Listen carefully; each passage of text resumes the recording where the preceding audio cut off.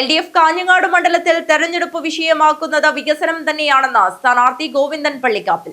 Kanhangad press ഫോറത്തിന്റെ meet the candidate പരിപാടിയിൽ സംസാരിക്കുകയായിരുന്നു അദ്ദേഹം.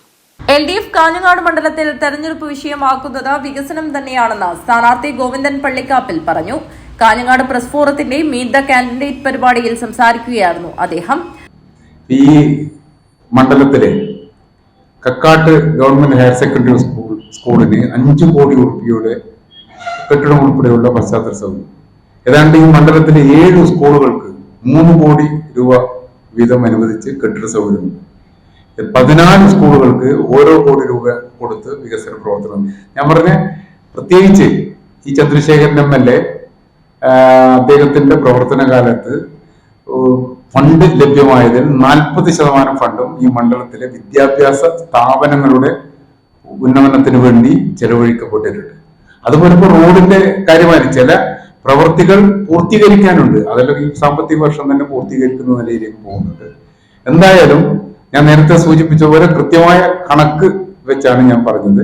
ഈ 10 വർഷക്കാലത്തിനിടയിൽ ഏതാണ്ട് 5000 കോടിയിലധികം രൂപയുടെ, അത് കിഫ്ബി ഫണ്ടായാലും പിന്നെ MLA ഫണ്ട്, അതുപോലെ തന്നെ കാസർഗോഡ് വികസന പാക്കേജ്, പ്ലാൻ ഫണ്ട് ഉൾപ്പെടെയുള്ള എല്ലാ ഇതും കൂടി അത്രയേറെ വികസന പ്രവർത്തനങ്ങൾ ഈ മണ്ഡലത്തിൽ നടന്നിട്ടുണ്ട്.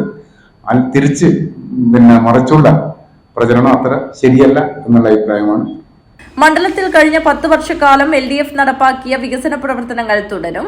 10 വർഷത്തിനിടെ കിഫ്ബി, പ്ലാൻ, കാസർഗോഡ് വികസന പാക്കേജ് തുടങ്ങി വിവിധ ഫണ്ടുകൾ ഉപയോഗിച്ച് 5000 കോടി രൂപയുടെ വികസന പ്രവർത്തനങ്ങളാണ് നടത്തിയത്. 40% ഫണ്ടുകളും ചിലവഴിച്ചത് വിദ്യാഭ്യാസ മേഖലയിലാണ്. Kakkad government higher secondary school കെട്ടിട നിർമ്മാണത്തിന് മാത്രമായി 5 കോടി രൂപയാണ് അനുവദിച്ചത്.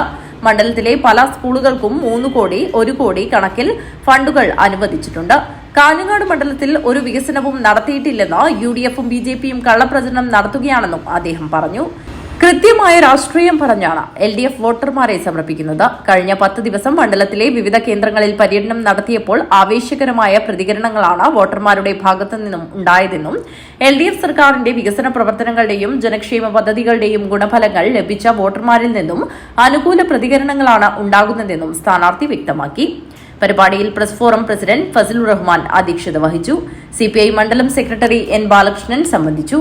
Press forum secretary Babu Kottappara സ്വാഗതം പറഞ്ഞു. News bureau, Kanhangad.